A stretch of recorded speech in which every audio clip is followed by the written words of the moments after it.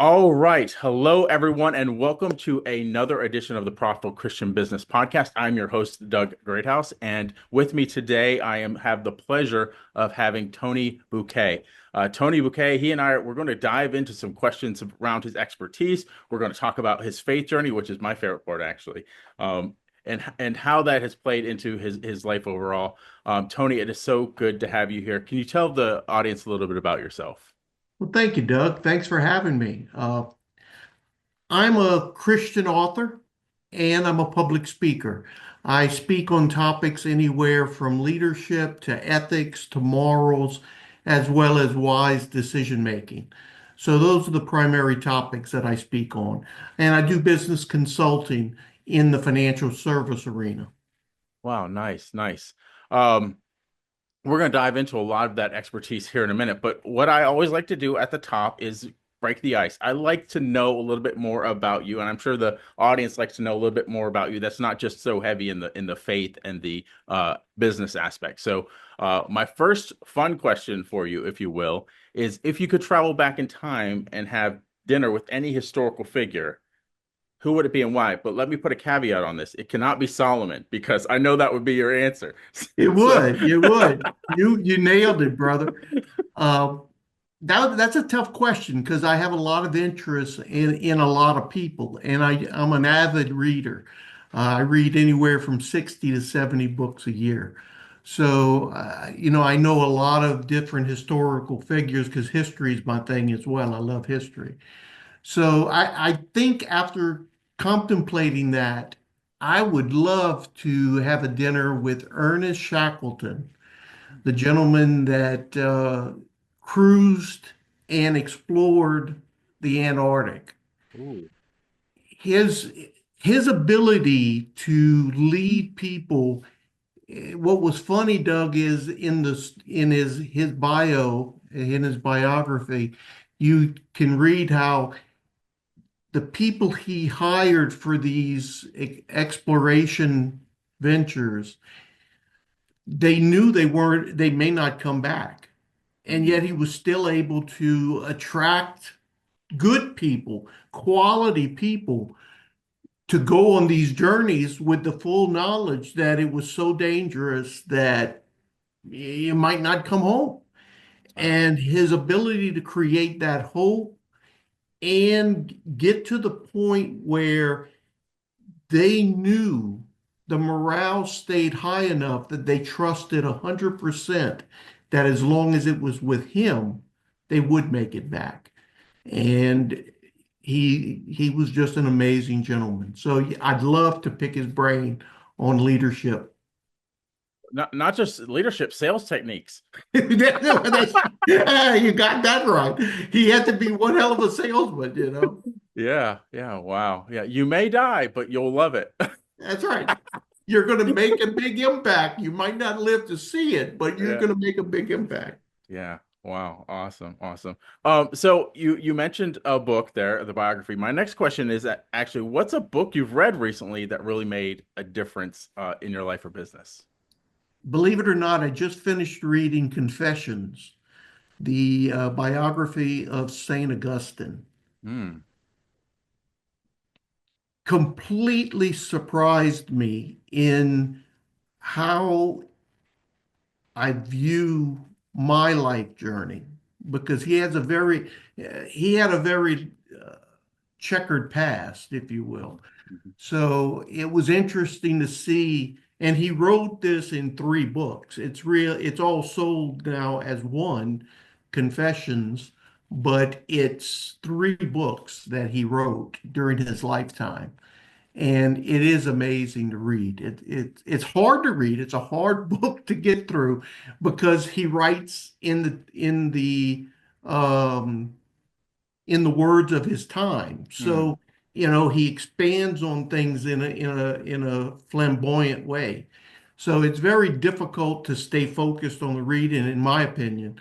But the message that he portrays and the message of his life's journey makes you think about your own and Yeah. internal change.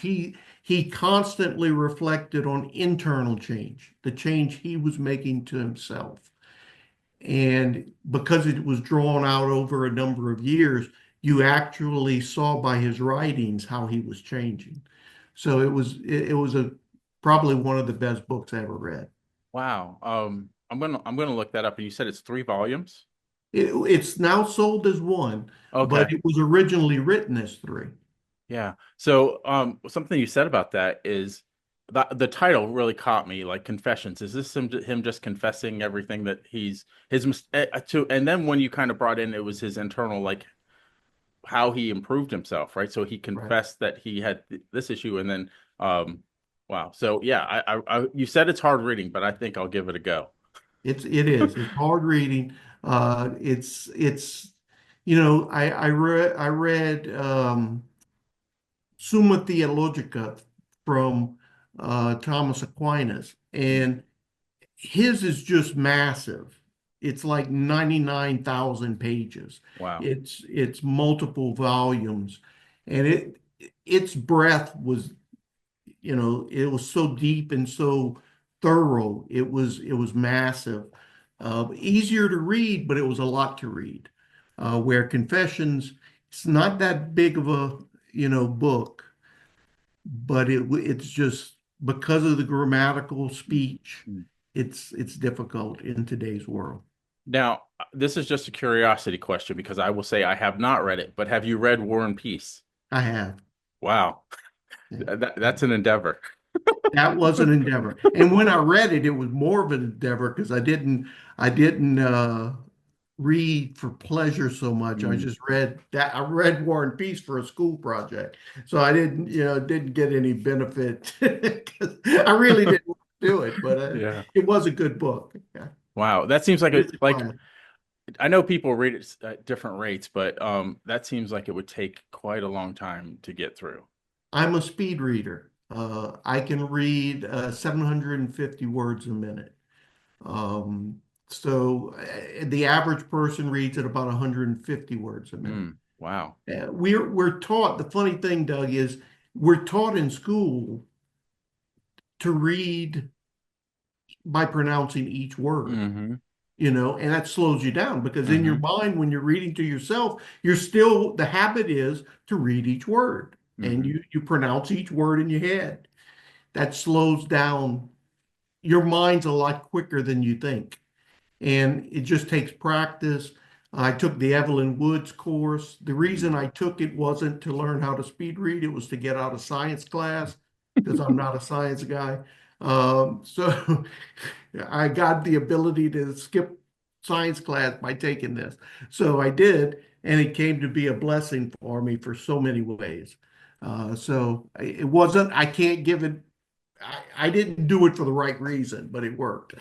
I want to sit here just for a second because it fascinates me. I would say that I am a hybrid reader, and what I mean by that is I can slow myself down quite a bit. I sometimes will read fast, but not to the definitely not to the rate that you do. But I like to comprehend, really comprehend. So sometimes I'll go back and reread something that I like just maybe not like I just read this paragraph. I really want to go back and comprehend exactly what I just read. So I'll reread it again. So sometimes it takes me a while because it was told to me once that when I was in the corporate world, I was about to be promoted, and I told them about all these books I read, in my interview.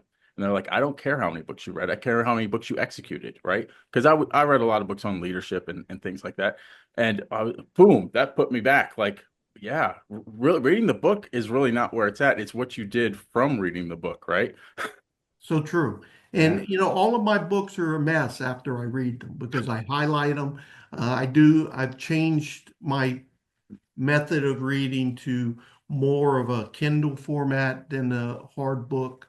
I have a big library of signed copies and originals that I'll never part with. But all of my books, all of my physical books, they're dug, the pages are folded over, the highlighted notes all over the page because I'm like you. Once I read it, I'll go back and reread it.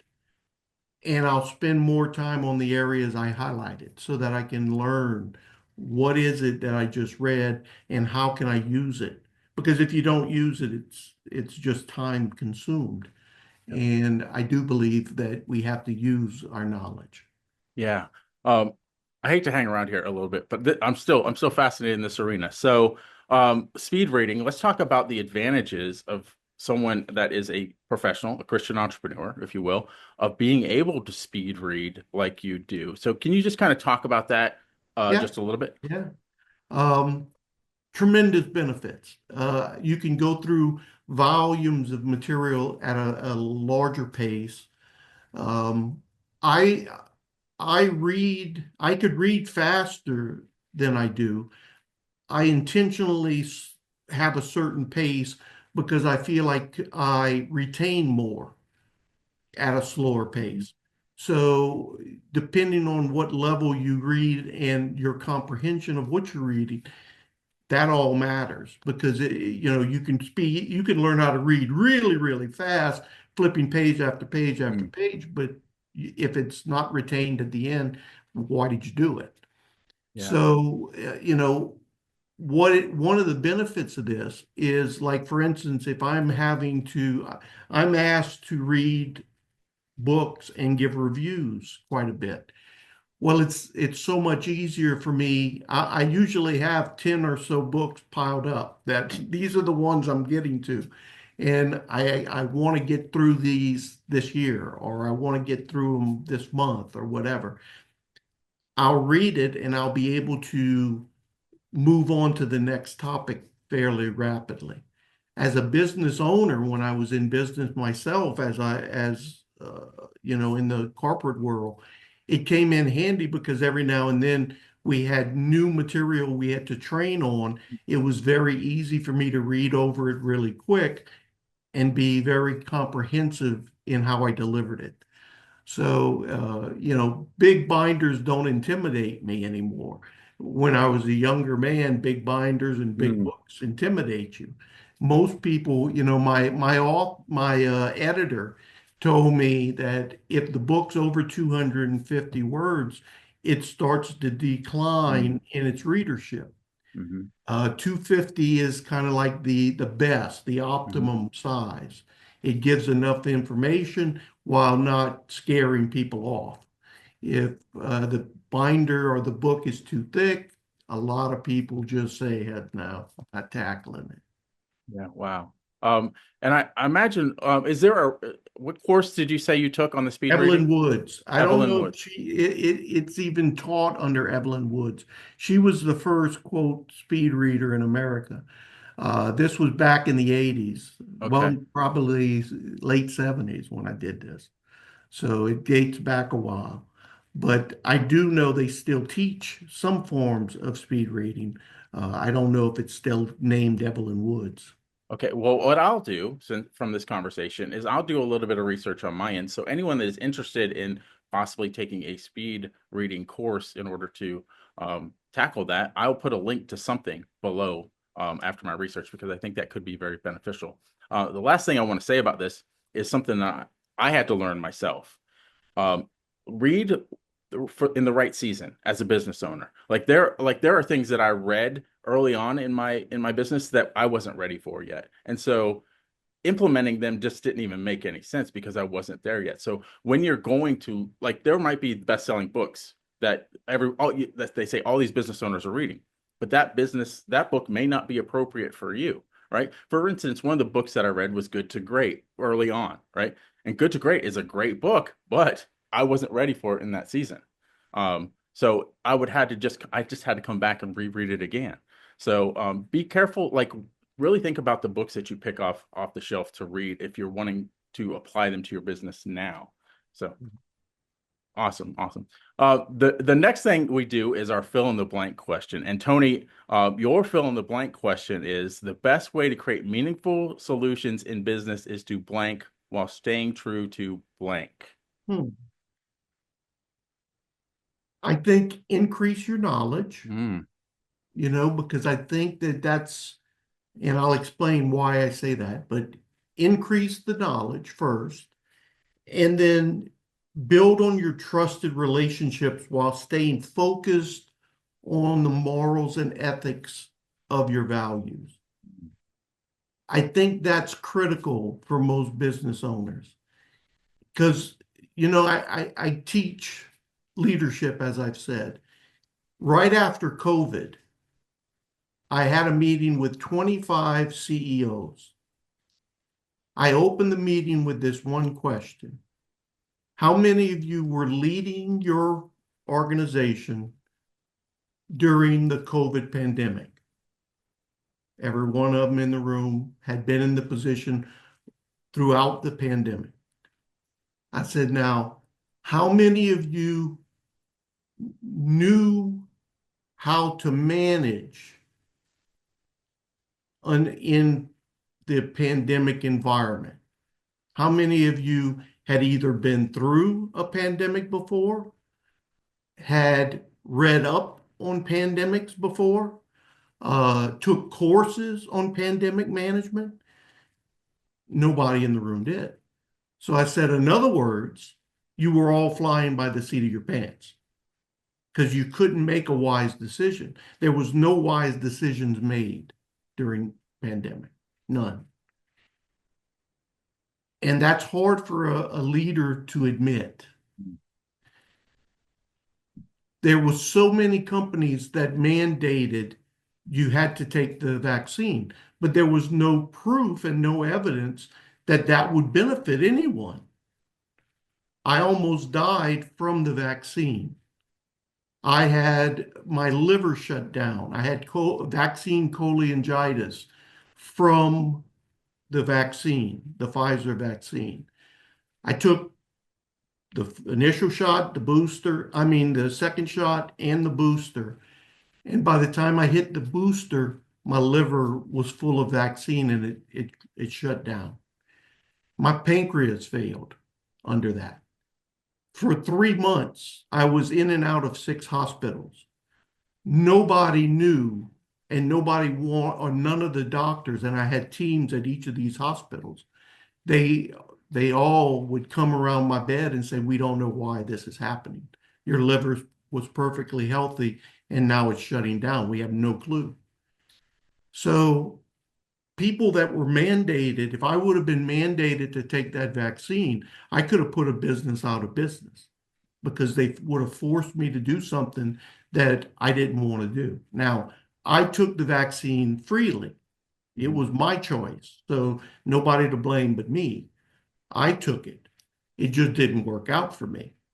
And thank God I lived to tell about it because about 83% of the people that had cholangitis, vaccine cholangitis, had to have a liver transplant. Wow. I didn't. My liver came back. And the doctor that finally caught it and finally found it was someone that was on the team that did the research and he put the pieces together, if you will.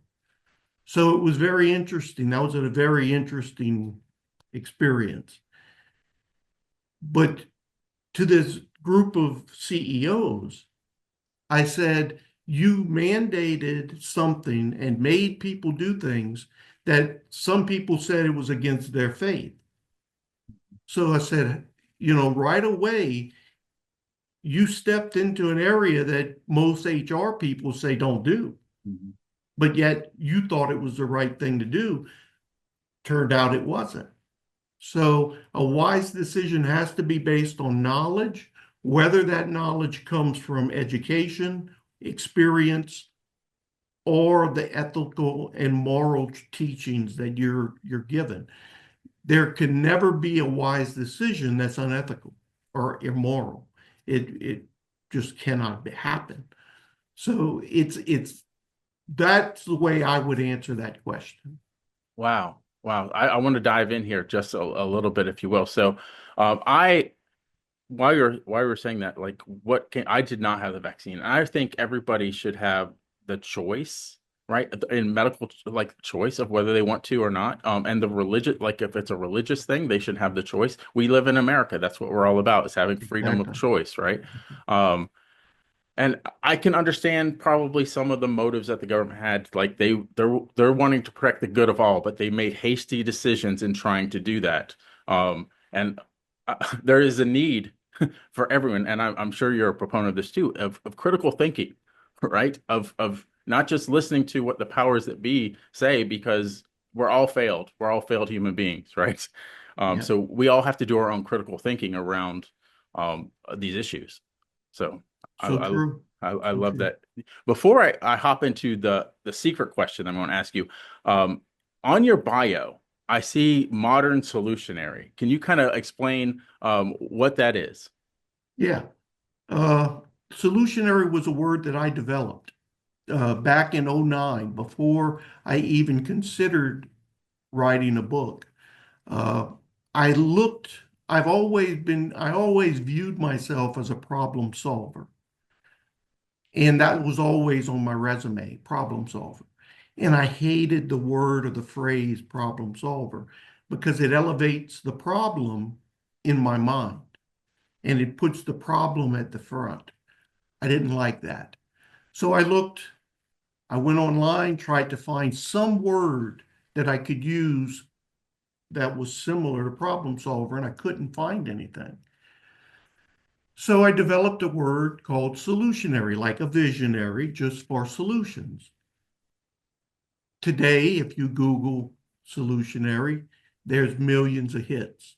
In '09, there was zero hits. You can't Google anything and get zero hits. You can't do it. Right. But this word didn't exist until '09. And today, thanks to the book, its popularity grew a great deal. The term modern solutionary came to mean someone who helps others solve problems that they can't solve on their own using the principles of King Solomon, who was quoted as the wisest man in the world. And I've always had an affinity for Solomon because my mother was probably the wisest person I ever met. And she used to go around the kitchen table. We had a large family, and around the kitchen table at meals, we'd talk about things. And of course, problems with family members and friends would come up.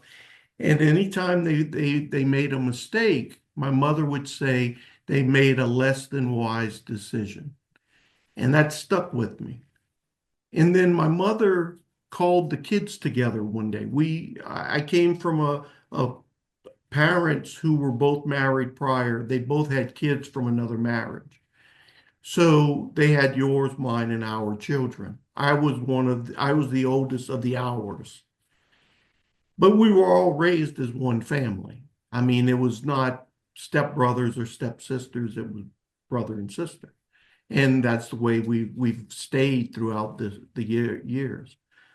But I was about 13. My mother was still going through problems with her ex, who was a alcoholic. And he'd come by the house every now and then and cause all kinds of ruckus. And it was one day she had had just a bad day because of him. And she called all the kids, all eight of us, and she said, it was because of a decision I made as a young woman that you're going to suffer for a long, long time. And, I remember thinking, Doug, if the wisest woman that I know made a bad decision that's affecting all of the family, I don't have a shot in hell. I just don't have a chance because I wasn't a bright kid. I did things all the time. So that really stuck with me. That why do good people and why do smart people make bad decisions? And that started that process of trying to figure that out. So I've been thinking about this and examining this for a very long time. What's interesting is when I wrote my book, I had to buy special software that allowed me to translate ancient writings into English because I don't read or write Hebrew. I don't read or write Greek or any of this. So I had to buy special software and get books from the Library of Congress translated for me and allowed me to view this not keep it. I couldn't keep it because it was through the Library of Congress. But it was an amazing journey because this software also allowed me to put this word in, solutionary, and have it translated in ancient Greek. And in ancient Greek, solutionary means tool of wisdom. Mm. I didn't know that in '09 when I did this. So a modern solutionary is someone who follows in the footsteps of Solomon. That's why the modern comes in. So the first Mm. solutionary, in my opinion, was Solomon. Mhm. He was the man. You know, I've always most Americans only know Solomon through the Bible. That's the only way they know him. Mhm. But the Arabs, the Greeks, the Egyptians, they all wrote about this special guy, not from the biblical standpoint, not from a religious standpoint, but from a man standpoint, how they viewed the man, Solomon. So I profiled Solomon. I built a profile based on what he wrote, what the Bible says about him, and then what these pagans said about him. Mm. And I bring it all together and I created the character Solomon based on the profile I developed. Wow. So the book that I wrote takes this solutionary, the original solutionary, and teaches us what he did to make him a wise man. Doesn't mean all his decisions were wise. He had 700 wives. That was not wise, in my Yeah, opinion. yeah. But there's an interesting story about that too. But just because you're a wise man doesn't mean every decision you make is going to be wise, but you know how to make wise decisions. It's up to you if you do it. Thanks for tuning into today's episode. As a Christian entrepreneur, we want to give you something for free. If you go to clientsforthekingdom.com, we have an ideal client avatar generator on there for free. It's something that we've spent thousands of dollars on, countless hours out, and building out this structure of showing you who your ideal client avatar is and an offer stack that can work for your business. Enjoy the rest of the episode. Yeah. Um, so I want to ask this question because I think we could bat this around a little bit. A lot of people believe that wisdom is gotten through experience, right? Which it is, you become wiser when you go through something. But I think the kind of wisdom that Solomon had, he couldn't have gone through all those experiences to be as wise as he was, right? So a But lot, he did, but he did have mentors. mhm, He was big on mentors. Your experience doesn't have to be just your experience. mhm, Experience that we use to make decisions comes from all of the people that we trust. The key there is trusted experience. mhm. Because, you know, I've done a lot of research, and there's a study that I just recently read that said, we all hear that um, we learn from our mistakes. Mhm. This study revealed that 70% of the people don't learn from their mistakes. Oh my goodness. 70%. That's high. That's amazing that we really don't learn from our mistakes. We should and we can, but the, the real fact is we don't. The real fact is. One of the other things that I believe this is my belief that wisdom comes from is wisdom comes from God. It It says does. so in the Bible, right? You can pray Discernment. for wisdom and he will give it to you. That's right. That has Discernment. been part of my journey lately is praying for wisdom. And I had an experience the other day when I was visiting my sister. Um, I was waking up, I don't know how asleep I was, but I felt like God was telling me to read certain verses in Corinthians. And I'm like, God, why do you want me to read those verses in Corinthians? And so, being obedient, as soon as I got up, I went and read those, and it was directly related to wisdom. The odd thing about it was what was being told in my mind wasn't these verses, like it was Corinthians First Corinthians 26:8 or something like that. Like it didn't, there's no Corinthians 26:8. I'm like, God, these verses don't exist. But I think he wanted me to decipher what he was saying. He wanted me to go to Corinthians 6:8 and so when I went and looked, like when I actually tried to, I guess, decode what God was telling me, those verses were directly related to wisdom. And I was like, Amazing. wow. Amazing. So, That God does work in such mysterious ways. And I tell people all the time, the book that I wrote is not the book I wrote. I didn't write this book, God wrote it. mhm, Because there were so many times, Doug, that I would get up in the middle of the night to start writing. God would wake me up, and I'd get up 3 in the morning, write a page or two, come back, read it the next day, and I don't remember writing it. What I wrote, I thought I knew what I wrote, but it wasn't what I wrote. And it was really strange. And it happened repeatedly like that because the book was supposed to be strictly a business book, no reference to God. It was strictly going to be mm, a business book on wise decisions. I can show you the original outline. There was no reference to God or other than from Solomon's perspective. That would have been it. That would have been mm, it. And that's not what the book came out like. And my editor, a quick story, my editor was a Christian, but not Catholic. And anytime I'd write something and mention Catholic or something that she didn't agree with, she would write me back and say, Tony, you can't include this. This isn't right. You can't do it. You're going to alienate your readers. I said, I don't have control over this. This is what is true. It's the truth. And I gave her references as to why I was doing it. And we'd move on. But it happened repeatedly during the process. When she sent me the final transcript, she included a letter with it. And she started the letter by saying, Tony, you're not going to believe what I'm going to ask of you. I want you to help me, my husband, and my 3 kids become Catholic.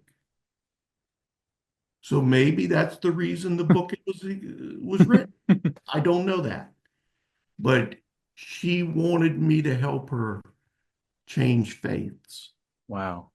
So, I do believe what you're saying about the discernment of God, God's discernment, the discernment that we can learn through God Himself. I put in to the morals and ethics. Mhm, That's where that fits in because there's things about people, whether people believe, can a person be ethical and do illegal things? Yes, they can. They can act ethical in a moment, but that doesn't take away that they're doing illegal activity too. So it doesn't separate that, or it separates the two. So it's very interesting when you dwell or delve into what we were talking about whether the discernment came or the education or the knowledge came from God. That's going to fall usually in that category of ethics and morals. One thing about Solomon, he believed everybody knew what was right and everybody knew what was wrong. I had to prove that mm. because I didn't want to take it just from a 3,000-year-old dude. I wanted to figure out, can I prove that everyone knows right from wrong? So I went to a friend of mine who was the warden at the Angola Penitentiary in Louisiana. I asked him if I could poll his 7,000 prisoners. He said, sure. He says, we do that all the time, by the way. People are always doing polling and they want to know the mind of a prisoner. I said, Mm-hmm. well, I get it. I said, that's kind of what I'm doing here. I said, but I don't, this is going to be different because I only want to ask them one question. He says, you're going to go through the expense of doing this for one question? I said, yeah, Mm-hmm. just one question. I wanted to ask them, did you do the crime that put you behind bars? Yes or no? Yes, no. That's it. No, maybe, yes or no. How many you think said yes of the 7,000? I'm going to say the larger percentage said yes. About 11% said What? yes. Wow. Now, let me caveat that. We had probably another 40% that said yes and then went on to write a Mm-hmm. 15-page summary as to why they did what they did. Mm-hmm. They said, yes, I did it, but Mm-hmm. this is why. I didn't want that. I wanted just to discern how many of them took ownership and said, yes, I did it. 11%. Do So you, about 770, 775. do So I you, went back and I said, can I ask those 700 people one more question? Did you know it was wrong when you did it? mm, 100% said, yes, I knew it was wrong. wow. So, Some of these people had no education. Some of these people were doctors. All of them were guilty of grievous crimes. I mean, terrible. Angola was the worst of the worst. So you didn't get little petty mm, criminals in there. These were hardened criminals of all backgrounds, all said they knew what was right and they knew what was wrong. They chose to do what was wrong. So Solomon was right. mm, We all know what's right and what's wrong. We choose to do something in the middle because mm, it doesn't hurt us as much and it may not give us as much pleasure, but it's safe. That's called the acceptable concession. mm. So Solomon believed that that's where people got off track is with the acceptable concession. Yeah. Wow. One thing about that, um, it seemed like the second question was actually answering the first question. If they said that it was wrong and they said that they did it, then they did it. You would think. But Wow. I don't know. I didn't analyze much about each of the individual 700. Hmm. It was interesting to read the 4,500 that said yes, but. Hmm. I mean, they all had reasons. They all had excuses. They all had reasons why they did it. Some of them were pretty good. Hmm. Some of them were kind of interesting to read. Some of them were just rants of a person that didn't want to take ownership. Yeah. And some of them may have had appeals in the courts. Oh, I'm sure they did. So to admit wrongdoing at any point might have not been in their favor. Well, that's true. That's Wow. Uh, so I never did ask the secret question. So I'm going to backtrack to that question, and you kind of answered it already, but maybe we can elaborate the difference between the secret question is what is the difference between a solutionary and just a problem solver? good question. And I get that question almost every time I speak. The easiest way for me to discern that and to explain it is a problem solver most of the time is just interested in solving and getting rid of a symptom. They don't dig deep enough to find the root cause of the problem. For instance, gun violence in America. We've had gun violence in America since the Wild West. Hmm. So this isn't new. And it isn't the gun that's the problem, but they all want to gravitate to the gun. Hmm. The gun is a symptom of the problem. Hmm. I did research on mass shootings. A mass shooting is anything where three or more die in one incident. I took 100 years of history around mass shootings, and I broke it into two 50-year intervals because there was a delineation in that around the 50th year that showed a increase in the number of occurrences. So what I've been able to compile is it isn't the automatic weapon that's causing the problem, because some people want to get rid of ban automatic weapons as the solution to the problem. Well, if the automatic weapon was the culprit and was the problem, then we would have saw more deaths per event, and we were seeing less deaths per event. So it wasn't the automatic rifle that was the problem.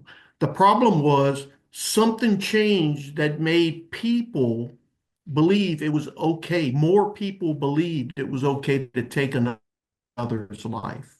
Hmm. So what could have caused that? It's interesting to note certain things that happened around that 50th year. One thing that ended in America was we closed all the mental institutions. Hmm. We put 500,000 mentally challenged people on the streets of America, all in one fell swoop. So we discontinued having mental hospitals. We also passed early in the early 70s, we passed Roe v. Wade. Hmm. Roe v. Wade cheapened life. Hmm. In other words, you could have an abortion for any reason. You didn't have to tell the reason, you just could go in and have an abortion. So cheapened life. Around the same time, we took prayer out of schools. Hmm. We were praying every day before school. We stopped that. Since then, it's become harder and harder to speak religiously in any kind of public forum. Businesses used to always start a meeting with an invocation or a dinner with an invocation. That's kind of been quelled a little bit. So there was more incidents that led me to believe that it was the beliefs of people that changed. The problem is we took God out of the picture. We made life cheap. And by making life cheap, more people now believe it's perfectly okay. And, or should I say, they could be still mentally challenged people out there that should be locked away and not allowed to be in general population. So there's a lot of things going on. We have a low incident. One of the hardest practices or hardest uh, industries to hire in is psychiatry. Hmm. It's very difficult to keep a psychiatrist because they're dealing with mental problems that creep into their own lives. So it's very difficult to stay a practicing psychiatrist. And so there's lots of reasons why this problem of mass shootings can't be addressed by addressing a symptom. A symptom of a problem cannot be solved. Just like in medicine, you can't solve a problem by fixing a symptom. You can only learn from a symptom and try to find out where will that lead to? What's causing that symptom to happen? Guns are part of the symptom. Overseas in Europe, it's knives. People are going and killing people in mass hysteria using swords and knives. They're using cars. They're using all kinds of other tools because life is too cheap in today's world. So the difference between a problem solver and a solutionary is a solutionary will not try to solve a symptom. We will use the symptoms to find out what is the true problem. But you see, society doesn't always want the problem solved. Society will be more pleased solving a symptom, and Hmm. you can't solve a symptom. So even if we banned all rifles or all weapons, people would still continue to kill people because of the true problem out there. Yeah, yeah, they just find a rock instead of, or like in Europe, the knives. Anything can be used as a weapon, right? Um, Exactly right. so, And some of those weapons could be bombs, it could be a lot of different things mhm. that, you just don't think of today as a weapon. But if you take away the gun, they'll find a way to still do what their mind's telling them to do. You gotta fix the problem. You can't put your focus on the symptom. And we are terrible in this country. We are no longer making wise decisions. And where do the wise decisions have to start? The wise decisions have to start in business, Mhm. not in the family. It Mhm. has to start in business. Most people believe that it has to start in the home, and the values and the morals have to start at home without question. But the wise decisions have to be made in the business setting because that's the only reason businesses exist.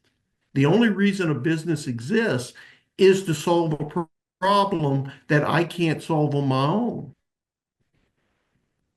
Yeah, If I need a plumber and I don't know how to do plumbing, I have to hire a plumber. So the business solves a problem I can't solve for myself. If we're not solving those problems as a business community, then we are failing this society because that's where the solutions have to come from. It has to come from our businesses that said, this is a big problem here. We got to fix it. Just like, well, we may need to do something different than psychiatry to treat the mentally insane. Psychiatry isn't working anymore. Too many psychiatrists are succumbing to their own psychosis. So we have to figure out a way. How do we fix that problem? And that's got to be done in a business setting. And it's not going to be an easy fix. yeah. I love that you said that because I've been of that stance for a long time that I believe a lot of the changes in society can come from business. Yeah, Um, be, Unfortunately, there's a lot of greed at play, right? And we yeah. could really dive into the pharmaceutical world there. You talked about treating symptoms. A lot of the pharmaceuticals, they're not trying to fix the core problem because they make so much money off of treating the symptoms. Um, Well, there's been that belief for diabetes for decades, that mhm. they have the ability to solve diabetes today. They don't want to solve diabetes today. And that may be true. I can't answer that specifically, but there's a lot of evidence that points to they could indeed be doing much more to solve that problem than they are. Yeah, yeah. Wow. We could really go deep, but let's move on. I want to talk about your expertise, especially how you serve financial service executives. Let's talk about that. What strategies can financial service executives use to achieve work-life balance without sacrificing excellence? Again, that's been a big focus of mine for a number of years. And this it applies very applicably to the financial service industry, but it also applies to every business out there. Everyone, as a young man, I came into the financial service arena at 21 years old. I was driven by money. Money is what drove me to find the work that I loved. It was because I can make a lot of money. Mm-hmm. And in my early years, I gave up a lot of family time to pursue my career. And I question whether that was smart on my part because I didn't get a lot of good, I don't have a lot of fond memories of my kids growing up in those early years because I was just not present in the home. I was working very hard to build a practice. And I think a lot of people can say that of their life. But one of the things that I learned through a mentor of mine and a good friend, Zig Ziglar, Mm. taught me a very important part of life was finding that balance, finding that work-life balance. He called it work-life and spiritual balance. Mhm. He didn't stop, included spirituality into it. So I developed a system that allowed you to find balance in your work or professional life, your personal life, and your spiritual life. Until you find that balance there, it's impossible to find balance in your life. A lot of people, when they work, they think they can't have their spiritual life on display. And that's not true. The decisions I make are because of who I am as a Christian. Mhm. If I make a decision, it's based on my Christian beliefs. So to say that I can't bring that into my work area, that's lunacy. Mhm. And Zig was big on that. He made me from the earliest years set 9 goals every year, 3 personal, 3 professional, 3 spiritual. And you had to get within 80% of your goal on any goal to make it a goal. So if I finished the year and I was 50% on one goal, he'd laugh at me. He says, well, you didn't really have 3 goals. You had 2 goals and a half a goal. Mhm. So you didn't really have 3 goals. So for any business, you need to find that three-way balance. When I'm at work, I'm working for my family and my God. When I'm at home, I'm relaxing so that I can have more energy at work and I can spend the quality time with my Lord around my family. And then when I'm at spiritual events, whether it's church or helping the poor or doing whatever you're doing that for the goodness of God, but you're also doing it professionally and personally. When you can do all of that together, you find balance. I Yeah. get my work life right first. Then I'm going to be able to spend time with the kids. Then I'm going to be able to do all kinds of things with them, and they're going to, that never happens. So you have to have that way to spend quality time in all 3 areas. And it's not just time, talent, and treasure. Mm. Those 3 things. So you have to put those 3 things in coordination with that. And then, of course, use Jesus's favorite is love your God, Mm. love your neighbor, and then love yourself. Yep. Wow. Not the other way around. It put God first, put neighbor second, and finally put yourself at the end. Because we are asked to love our neighbor as ourself, not to love our neighbor after ourself. Mhm. We have to put the neighbor first, and that means being selfless.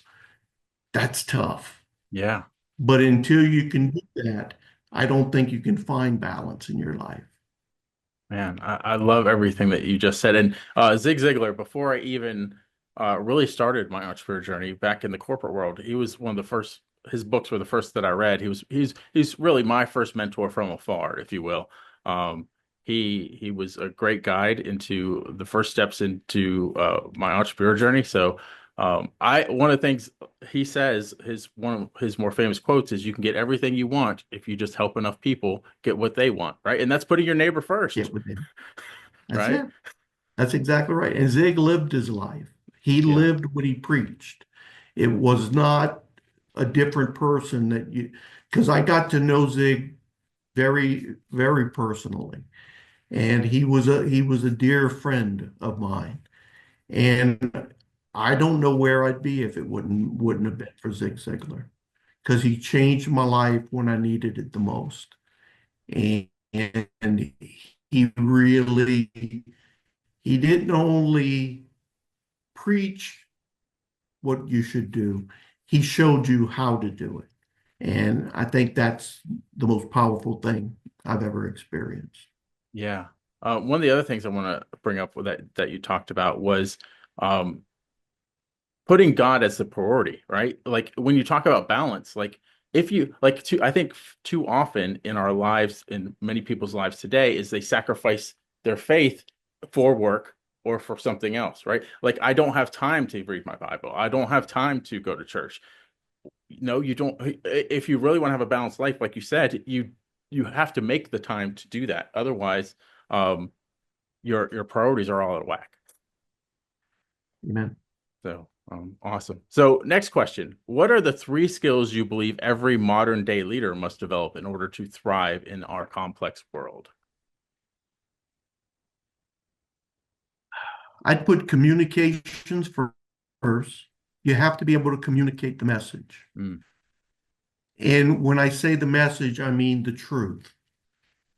That's difficult today's society because we try to hide the truth in some ways. So we have to be a professional in today's world, you have to be a good communicator of the truth first. Second, you have to have good problem solving skills. mm, You have to be a solutionary. You have to be someone who knows the difference between a symptom and a problem. And you need to look at the hard truth that says, okay, what's causing me the most pain might be a symptom, but it's not going to fix it. It's going to just hide it. If I treat that symptom, all it's doing is prolonging a worse outcome later on. So you have to be willing to pull the trigger on a true problem, which some of your people may push back on. That's tough in today's society because so many people are living lies in their life. They're living based on symptoms of other problems. And as long as they like doing that, anytime you push back on the actual problem, not what they're doing. They like it. It's what they're doing. They're comfortable with it. So you're attacking them with that, and that causes additional problems. So communication first, solutionary second, and then of course I'd finish that with relationships. mm. You have to be able to be good at building relationships,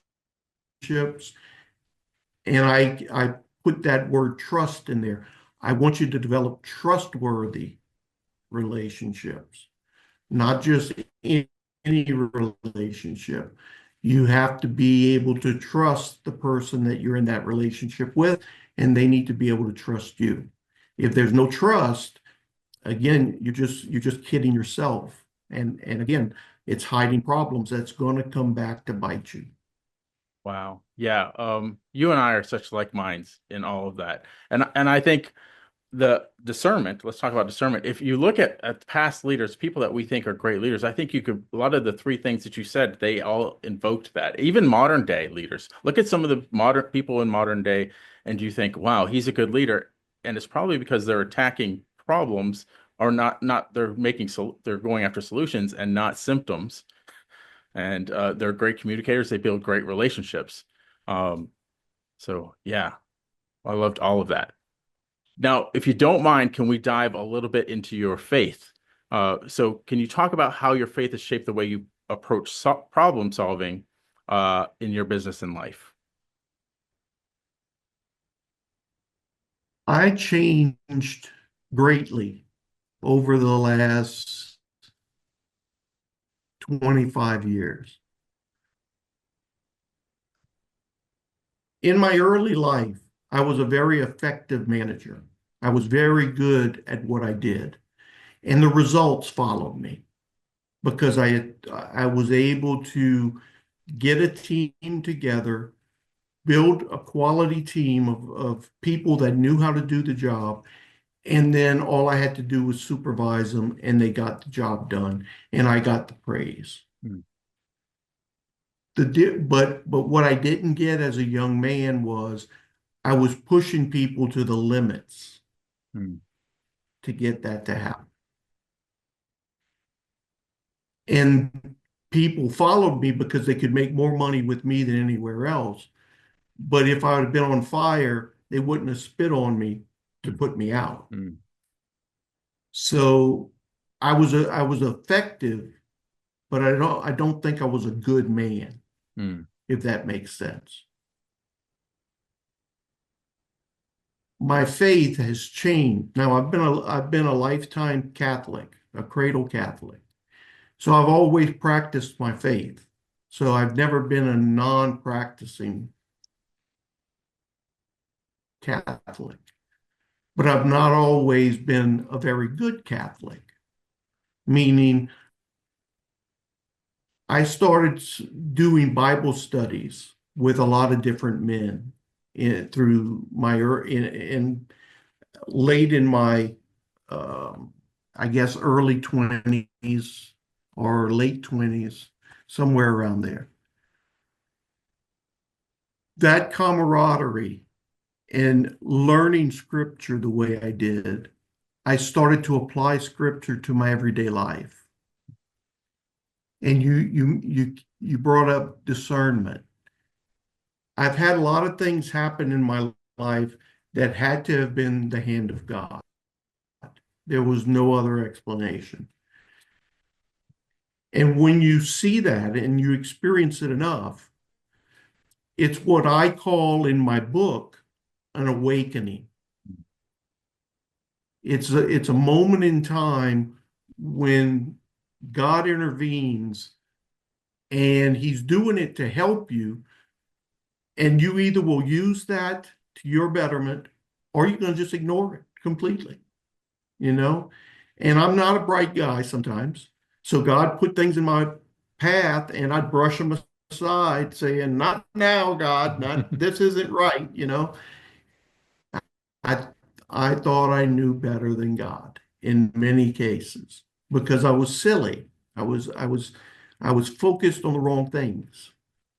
As you get older, that changes because you know God loves me dearly and he keeps putting things in front of me. He keeps doing things and I'll either say yes immediately now without even thinking, like you said a minute ago when you said he gave you a discernment and you went out and did it immediately. Well, you know, a good Christian will do that. You're putting your faith in God and you're saying, okay, if God wants me to do it, he's not telling me to do it tomorrow. He's telling me to do it now. As a young man, I didn't listen well. I didn't listen very well, Doug. Now I listen better. And I'm going to tell you a little story that brings this to mind. I didn't spend a lot of time with my kids because I did work a lot of evenings and they were in bed when I get home. So on the weekends, they were precious. Those weekend times were precious to me because that was the only time I got to see my kids. I'd leave before they were up. They'd be in bed when I get home. It wasn't good. Well, one day we went to the park, the local park. It was a big park. We were going to have a picnic out there. There were swings, monkey bars, all kinds of places for the kids to run around. My kids were you're probably 7, 8 years old. So they were, you know, having fun, beautiful day. I mean, a gorgeous day. And we were having a great time. Off to the northern end of the park, and the place was packed. I mean, there were people all over that park, Mark. I mean, Doug, all over the place. At the north end, I saw a couple of people walk into the park.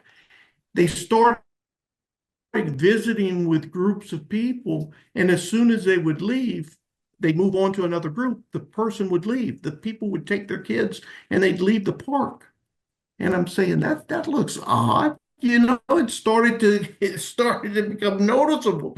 So it was like a wave coming my way. I said, what the heck's going on? Well, they finally made it to us. And it was Christians handing out pamphlets in the park.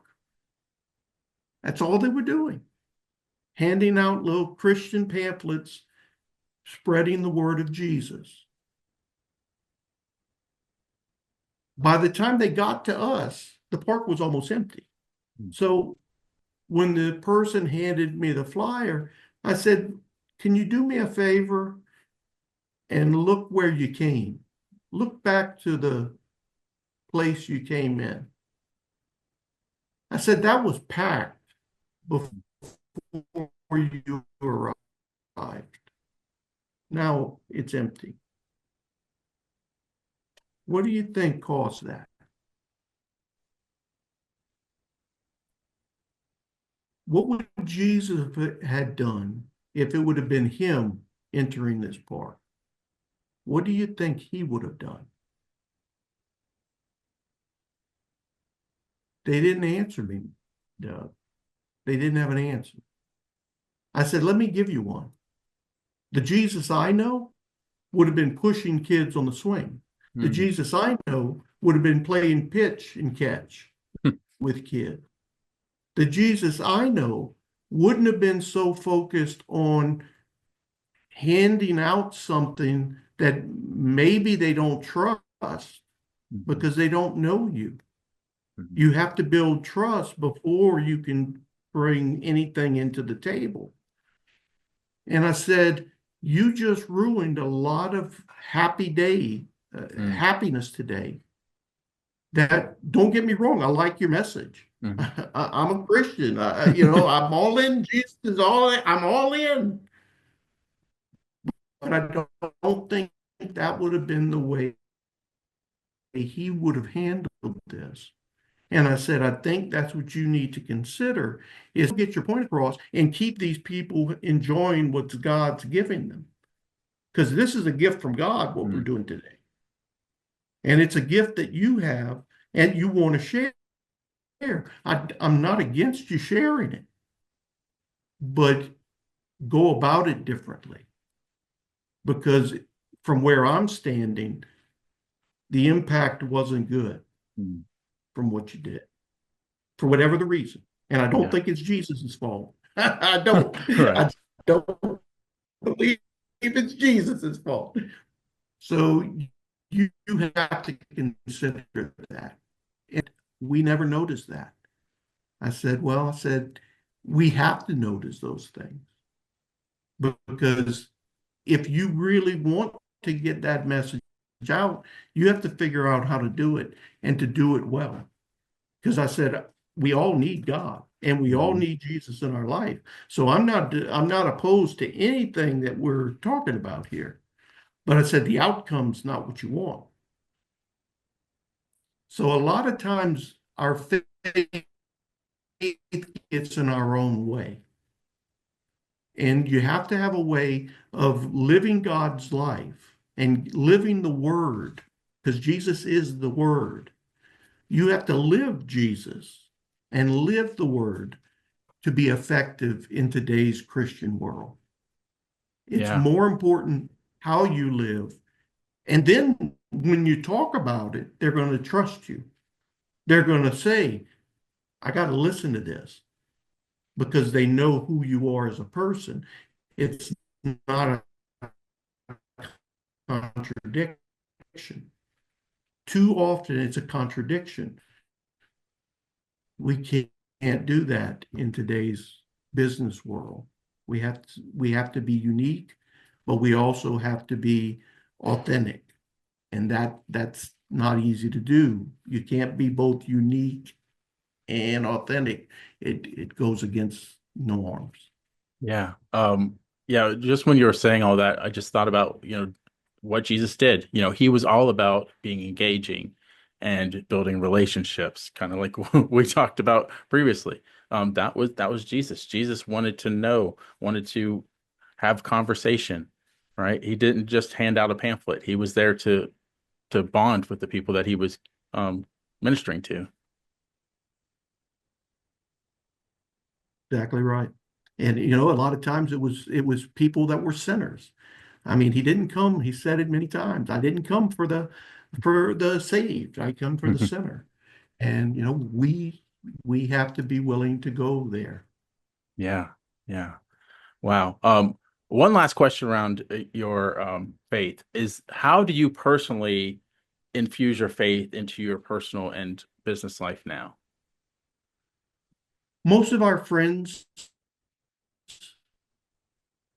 are Christian, so it's easy for us to be authentic people with our friends. And, you know, when we go to dinners, when we go out and eat, when we go anywhere, we always say a blessing. We all, a lot of times God comes up in the Mm, conversation. Um, in business, my life changed, as I said, when I understood what God really wanted of me. There was this incident where I went into a home because I used to sell life insurance. And I went into a home because I was called to a lady's house who wanted to change her beneficiary. So I went to her home with a young advisor and I let him handle the transaction because he was learning. mm, We walked into the home. The lady was in her 60s, wasn't an old woman, but I could tell she was sick. She was in a wheelchair. She had a bandana over her head, so it tells me she probably was going through cancer treatment. So I picked all that up immediately when I walked in. The woman sat down and her daughter was present.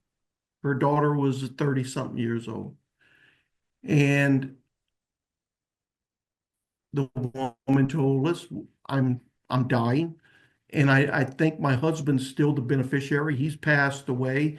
And my daughter is the contingent, but I'd like to make her primary so there's no trouble at all when I die. I said, well, there won't be because she's already contingent on it. So mhm, I said, there wouldn't be any problem, but we'll be happy to help you and do this for you. So let's do it. So, but she kept on about, she mentioned a few more times that she won't be here long.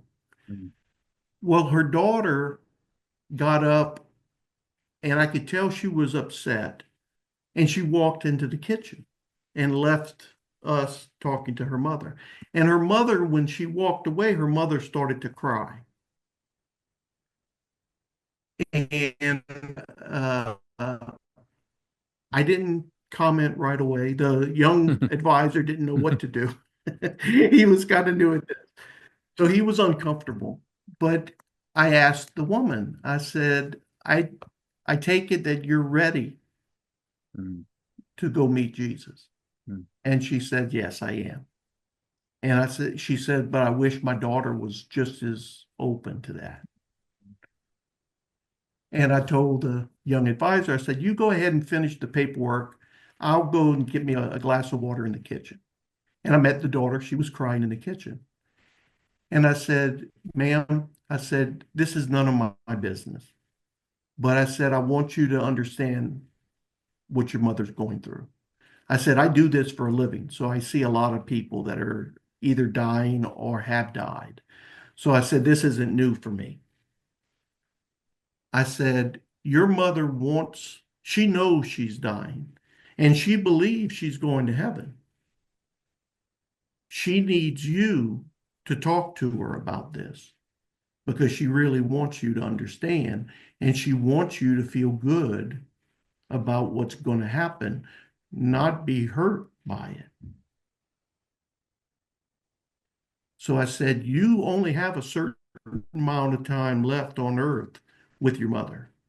So I'm not going to tell you what to do, But I said, I tell you, knowing the situation, your mother is perfectly fine with dying, but she needs somebody to talk to. And she said, and she wants it to be you, because I take it you're the only child. She says, I am. Mm. I said, then you need to sit with your mom. And when we walked back into the room, the kids, they had finished. The kids were sitting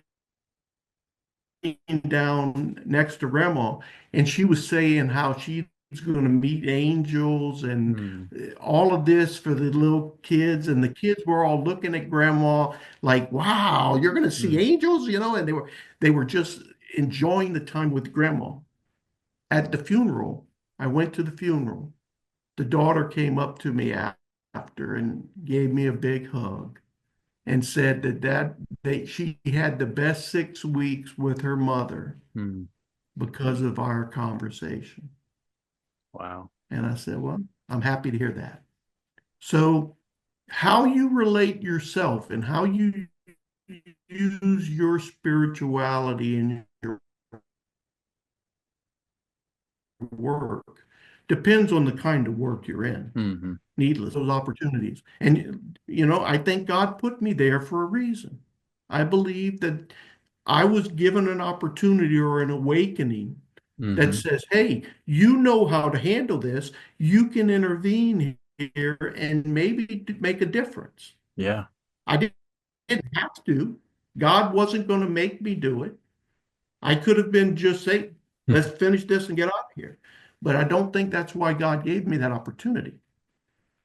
So I guess the way I'd like to leave it with your followers is look for the opportunities that the Lord puts in your way, Mhm. and don't miss those opportunities to take advantage of your personal, your professional, and your spiritual self. It'll pay off. It always does. Yeah. Yeah. I love that.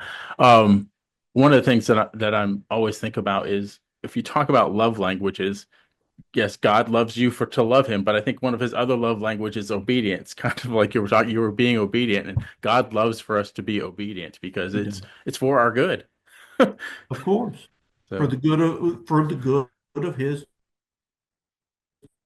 two commandments. yeah. Love him, but also love your neighbor as yourself. He Yeah. wants that really, really bad. Well, Tony, this has been amazing. We uncovered a lot of good topics. I think a lot of the listeners got a lot of value from what was shared. I know there's a lot of good reels coming from this for sure. Um, so if someone wanted to find out more about what you have to offer, more about your book and things like that, where would they go? LinkedIn. I'm an avid LinkedIn user. It's under Anthony Boquet. So it would be Anthony, not Tony, but they can look me up on LinkedIn, or they can go to the modernsolutionary.com, which is the book's webpage. And they can follow me I have a blog that I do on my book's website. Yeah, that book sounds amazing. I know that I'm going to be checking it out, and I implore. So all those links will be below. I implore anyone that is interested, especially go back and listen to when we talked about the book, and how it could help you as a business owner, as a Christian business owner.